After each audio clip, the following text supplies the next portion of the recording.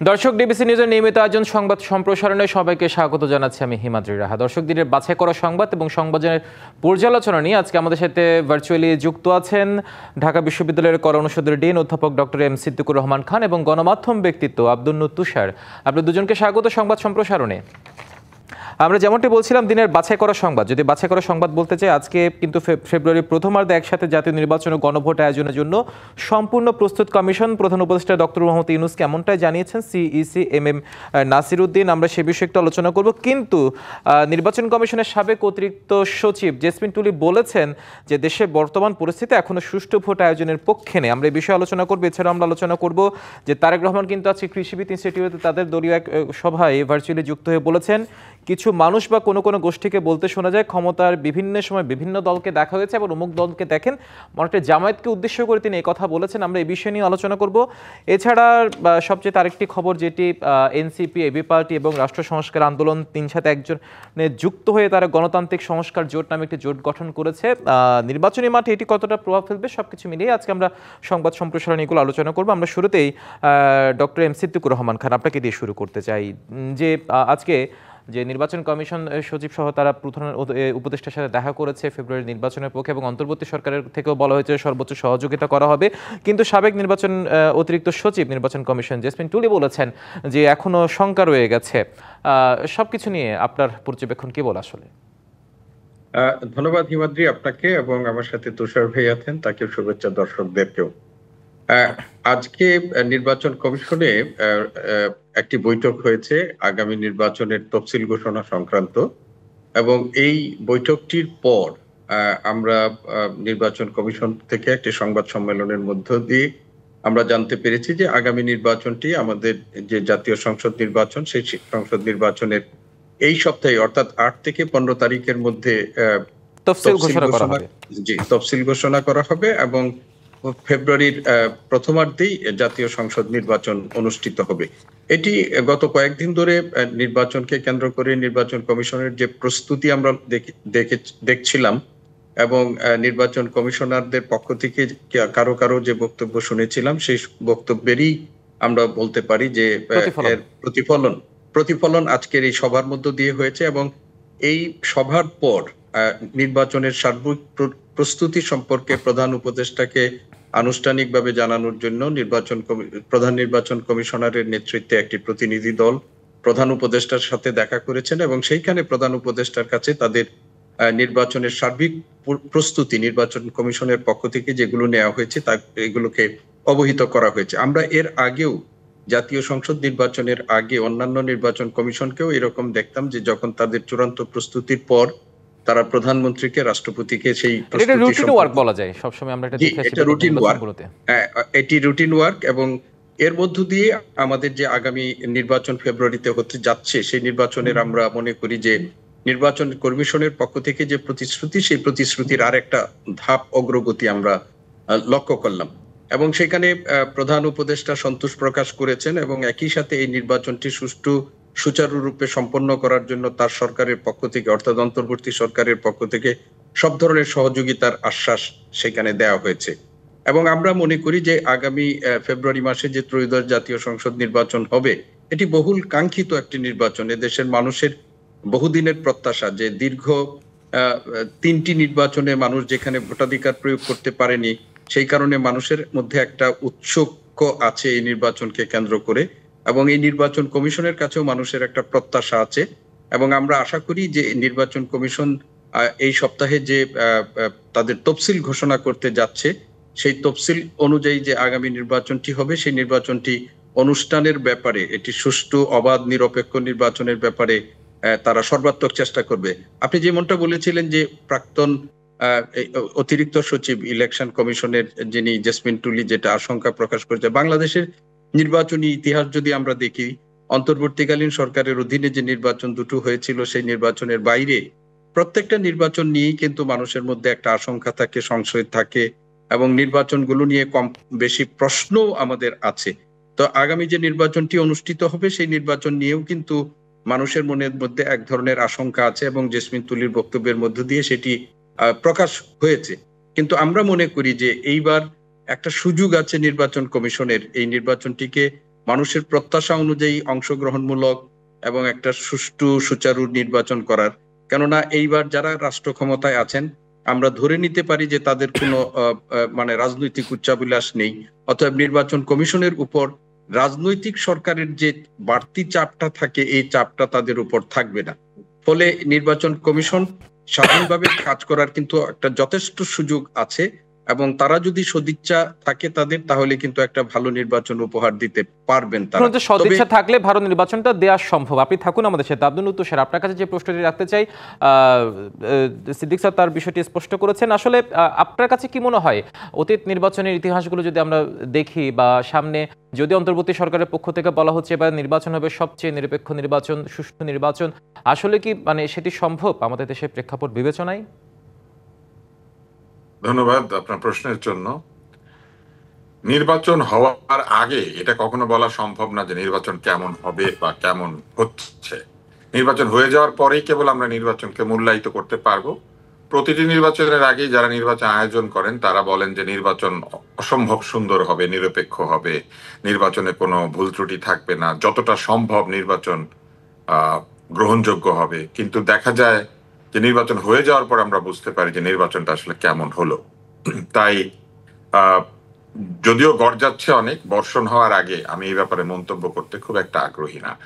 আর আমি এটাও মনে করি যে যে আশঙ্কা প্রকাশ করেছেন একজন সরকারি কর্মকর্তা, তিনি তার অবস্থান থেকে এটা না করাই উচিত ছিল। কেননা নির্বাচন আয়োজনের পরিবেশ যদি না থাকে তাহলে নির্বাচন কি করে অনেক সুন্দর হবে, দারুণ হবে, ঐতিহাসিক হবে, তাই না? তো এটা পরস্পর বিরোধী হয়ে গেল।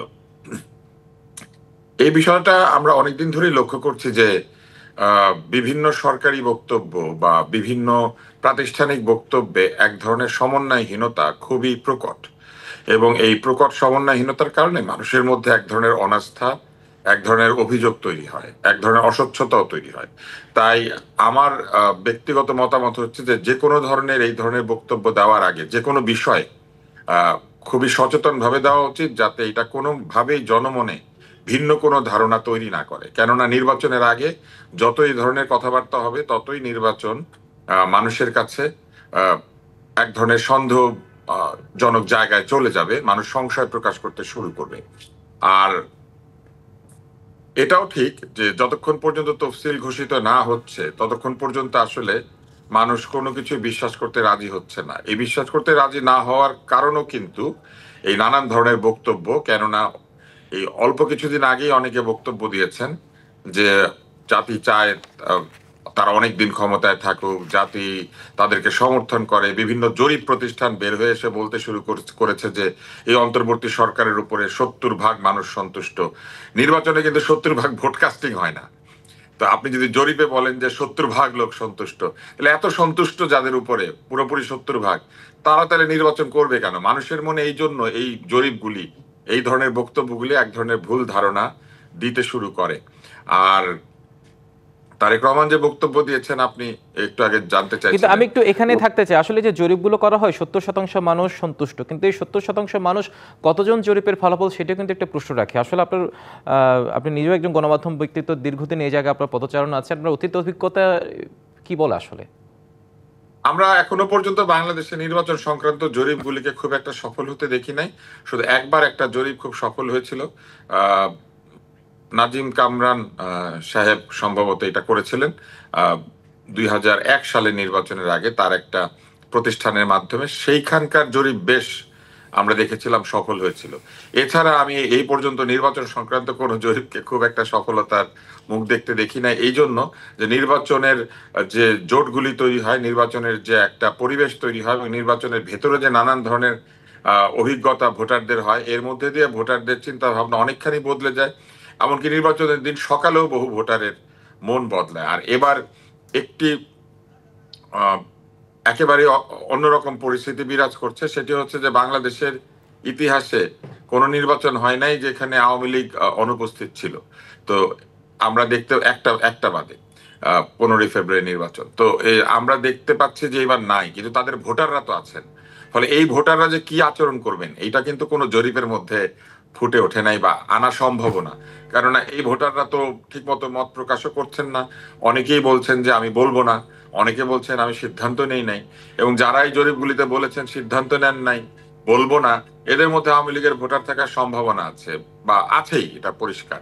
তো এই কারণে এইবারের নির্বাচনে জরিপগুলি আরো সাকসেসফুল হবে না, কারণ এই জরিপে কোনোভাবেই তারা আওয়ামী লীগের ভোটাররা কোন দিকে ভোট দিবেন এটা অ্যাসেস করতে পারছেন না। নিশ্চয়ই এটা একটা ফ্যাক্টর হিসেবে থাকতে বলে আপনি থাকুন আমাদের সাথে, আমরা একটা বিরতিতে যেতে চাই, বিরতির পর ফিরে এসে আমরা দুজনের সাথে আরো আলোচনা করবো, সেই পর্যন্ত সাথে থাকুন। দর্শক, সংবাদ সম্প্রসারণের সময় হলো একটি বিরতি, সঙ্গে থাকুন। বিরতির পর আবারও স্বাগত সংবাদ সম্প্রসারণ। আমরা আবারও ফিরছি আলোচনায়। ডক্টর এম সিদ্দিকুর রহমান খান, আপনার কাছে এবার যে বিষয়টি জানতে চাই সেটি হচ্ছে আমাদের সাথে হয়তো এখনই যুক্ত হবেন, আমাদের সাথে আব্দুল তুষার যুক্ত আছেন। সিদ্দিকুর রহমান খান তো কারিগরি ত্রুটির কারণে এই পর্যায়ে যুক্ত হতে পারেননি, আমরা পেয়েছি তাকে, যুক্ত হয়েছেন। এম সিদ্দিকুর রহমান, আপনার কাছে এবার যে বিষয়টি জানতে চাই সেটা হচ্ছে তারেক রহমান বলেছেন যে একটি দলকে ৭১-এ দেখেছে কিভাবে লাখ লাখ মানুষকে হত্যা করেছে, জামায়াতকে ইঙ্গিত করে সে কথা বলেছে। প্রশ্ন হচ্ছে দীর্ঘদিনের জোট সঙ্গীত ছিল তাদের সাথে জামায়াত, রাজনৈতিক কারণে, এখন রাজনৈতিক পটভূমির কারণে হয়তো তারা পরস্পর বিরোধী, পরস্পর মুখোমুখি বক্তব্য দিচ্ছে এবং রাজনীতির মাঠেও একটা চ্যালেঞ্জ তৈরি হয়েছে পরস্পর বিরোধী। সবকিছু মিলিয়ে বক্তব্যকে কিভাবে দেখছেন আপনি? আবারও আপনাকে ধন্যবাদ। আসলে আপনি বলছেন যে এই মুহূর্তে সারা দেশে নির্বাচনী প্রচারণা কিন্তু বেশ জমজমাট।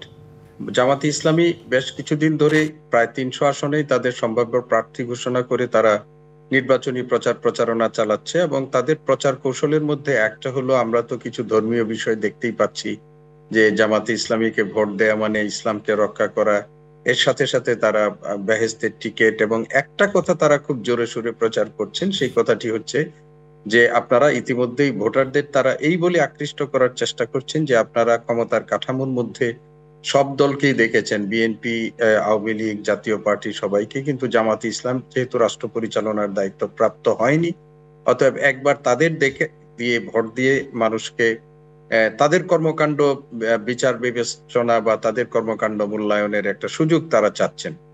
এই বক্তব্যটার সম্ভবত শেষোক্ত বক্তব্যটার পরিপ্রেক্ষিতে তারেক রহমান এই বক্তব্যটি দিয়েছেন, এবং তিনি বলেছেন যে যে রাজনৈতিক দলটি তাদেরকে একবার ভোট দিয়ে তাদেরকে দেখার জন্য বলা হচ্ছে, সেই রাজনৈতিক দলটির কর্মকাণ্ড ১৯৭১ সালে মহান মুক্তিযুদ্ধের সময় দেখা হয়েছে, এবং তিনি বলেছেন যে সেই দলটি মুক্তিযুদ্ধের বিরোধিতা করেছেন এবং তার সহযোগীরা দেশের মা বোন এবং সাধারণ সম্ভ্রমহানির মতো ঘটনা তারা ঘটিয়েছেন, এই কথা তিনি বলেছেন। এবং একই সাথে জামাতে ইসলামী তাদের নির্বাচনী প্রচার কৌশলের মধ্যে যে ধরনের বক্তব্যগুলো দেখেছেন, মানে কথা বলেন, সেইগুলো তিনি তার দলের, বিশেষ করে ছাত্র দলের দেশ গড়ার পরিকল্পনা বলে তাদের যে বিজয়ের মাসের যে কর্মসূচি, সেই কর্মসূচিতে প্রধান অতিথি হিসাবে বক্তব্য দেওয়ার সময় তিনি এই কথাটি বলেছেন, এবং তাদেরকে, তার নেতাকর্মীদেরকে, বিশেষ করে ছাত্র দলের নেতাকর্মীদেরকে জামাত ইসলামীর এই ধরনের বক্তব্যের ব্যাপারে ভোটারদেরকে সজাগ করার ব্যাপারেও তিনি মানে আহ্বান জানিয়েছেন। আপনি দেখেন, বিএনপির জোট সঙ্গী ছিল এবং তারা দেশ পরিচালনার সাথে যুক্ত ছিলেন না, এই কথাটাও সর্বাংশে সত্য না, কেন ২০০১ থেকে ৬ সালে তারা সরকারের অংশই ছিলেন। এর আগেও যখন বিএনপি প্রথমবার ক্ষমতায় বা সরকার মন্ত্রিত্ব পেয়েছিল, হ্যাঁ, তখন তারা সমর্থন দিয়েছিলেন। এবং আপনি যে কথাটি বলেছেন যে রাজনীতিতে আমরা সবসময় দেখি যে শত্রু মিত্র, এক সময়ের শত্রু অন্য সময়ের মিত্রতে পরিণত হয়, আবার এক সময়ের মিত্র অন্য সময়ের শত্রুতে পরিণত হয়। জামাতে ইসলামী আজকে বিএনপি কে যেভাবে নির্বাচনী মাঠে বিএনপির সমালোচনা করছে, বিএনপির কথা তারা যেভাবে বলছে, সেই বিএনপির নির্বাচনী প্রতীক নিয়ে কিন্তু ২০১৮ সালে জামাতের শীর্ষ নেতৃত্ব সহ তারা কিন্তু নির্বাচন করেছেন।